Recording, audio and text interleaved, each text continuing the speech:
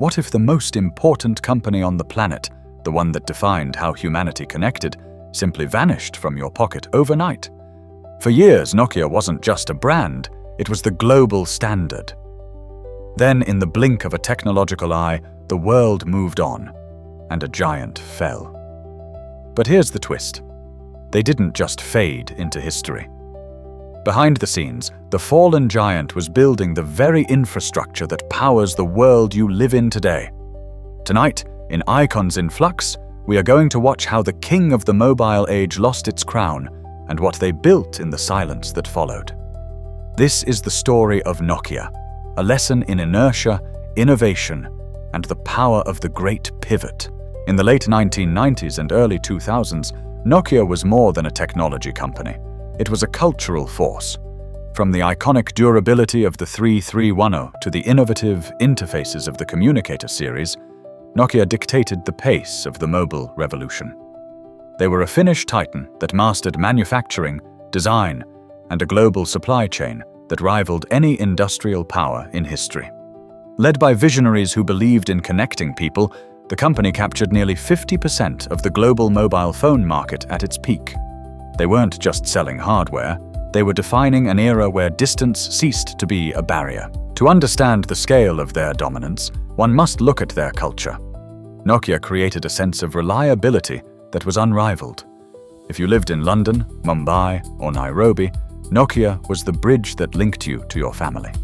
Their dominance was built on a foundation of extreme vertical integration. They designed, manufactured, and distributed their own components with a level of precision that made them the envy of Silicon Valley. But beneath the surface of this unmatched success, the seeds of their future instability were already being sown.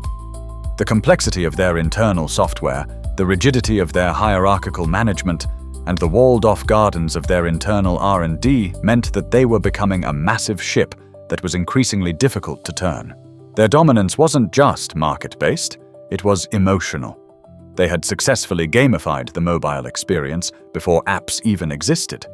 Snake became a global phenomenon, cementing the Nokia device as a lifestyle companion rather than just a utility. This emotional connection masked the structural rot setting in.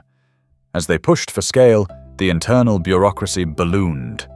Decision-making processes that once took days began taking months. The brilliance of their early days was being suffocated by the very success that built them. The early 2000s were a golden age, but they were also an era of immense complacency. While Nokia optimized its hardware, the world of software was changing rapidly. The industry was moving away from simple voice and text capabilities toward the era of the internet in your pocket. Nokia's internal struggle centered on Symbian, a robust, powerful, but increasingly bloated and developer-unfriendly operating system. Tensions mounted as internal factions fought over the direction of the company. The design teams wanted intuitive interfaces, the engineering teams were locked into the constraints of Symbian, which was built for a world of keypad-based navigation, not touchscreens. Rivalry arrived from unexpected quarters. A nimble, sleek competitor from Cupertino was about to change the game entirely. The environment within Nokia's headquarters was described by insiders as a fear-driven culture, where bad news didn't travel up the chain of command, and the looming threat of modern, touchscreen computing was treated as a passing fad rather than an existential crisis. There was a profound hubris in the boardroom. Executives believed that their brand loyalty was so deeply ingrained that consumers would never abandon them for an unproven device from a computer company. They were measuring their success by units sold, ignoring the fact that the value of the mobile device was shifting from hardware specs to the ecosystem of the App Store. This period was marked by the silo effect. The camera team didn't talk to the software team. The hardware team was designing for a future of physical buttons, while the world was already dreaming of glass surfaces. They were innovating, yes, but they were innovating on the wrong variables. They were chasing higher megapixel counts and longer battery life, while ignoring the fundamental shift in human-computer interaction. It was the classic trap of a market leader. They were listening to their customers' current demands rather than anticipating their future needs. the launch of the iPhone. It wasn't just a new phone, it was a fundamental reimagining of what a mobile device was. While Nokia executives publicly dismissed the iPhone's impact, pointing to their massive lead in market share, the reality on the ground was far different. Developers, the lifeblood of any modern platform, were flocking to Apple's iOS, and soon after, Google's Android. Nokia's core mistake was a fatal lack of agility. They tried to patch their way into the new world, but their operating system was too heavy and too disconnected from the needs of the emerging app economy. The internal atmosphere grew toxic. Leaders were paralyzed by the innovator's dilemma, terrified that changing their core business model would destroy their current margins.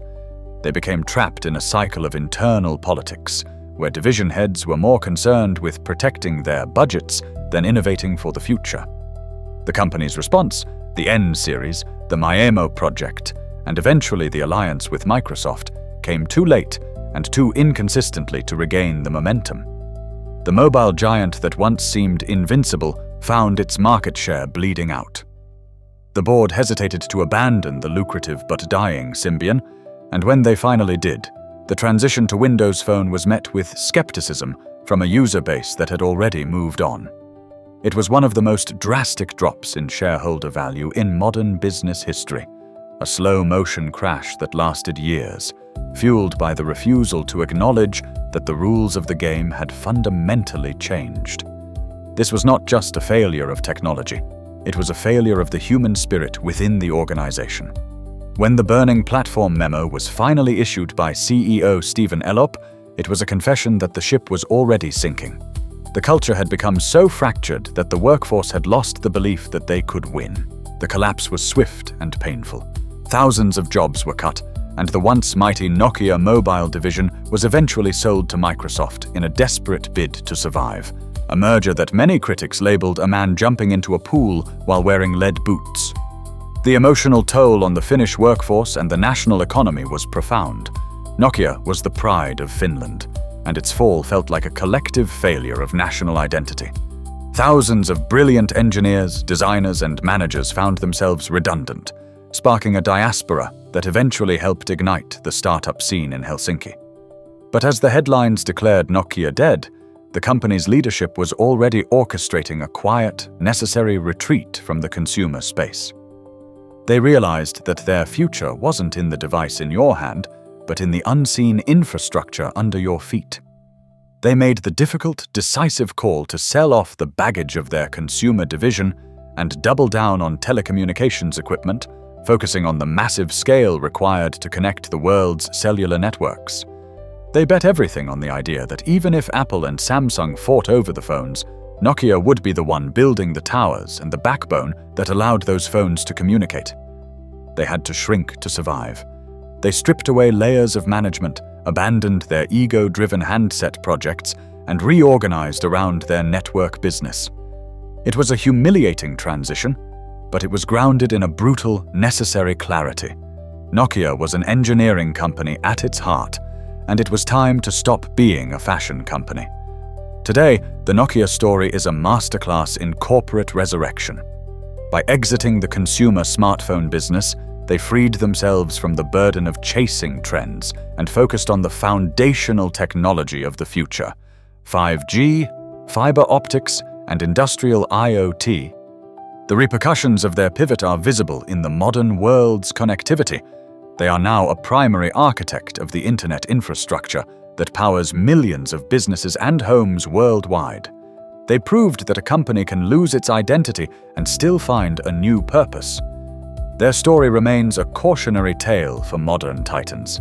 Success is not a permanent state, but a fleeting moment that must be constantly defended against the urge to stand still.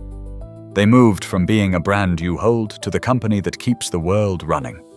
Their transition into a global leader in critical networking, often unseen and uncelebrated, is a testament to the fact that death in one industry can be the birth of dominance in another. They proved that to survive, you must be willing to burn the boats that carried you to your first victory if you want to reach the shores of the next. Furthermore, they demonstrated that resilience is not about hanging on to what you built, but having the courage to tear it down so you can build something that actually matters in the new era.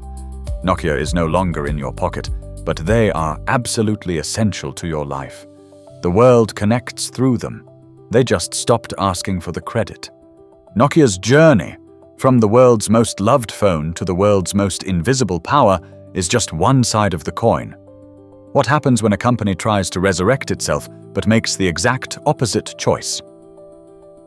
In our next episode of Icons in Flux, we're going to explore the catastrophic gamble of a company that tried to own everything, only to lose it all in a battle for the digital soul of the home. You won't want to miss the lessons behind that collapse. Subscribe to keep your strategy sharp, and we'll see you in the next one.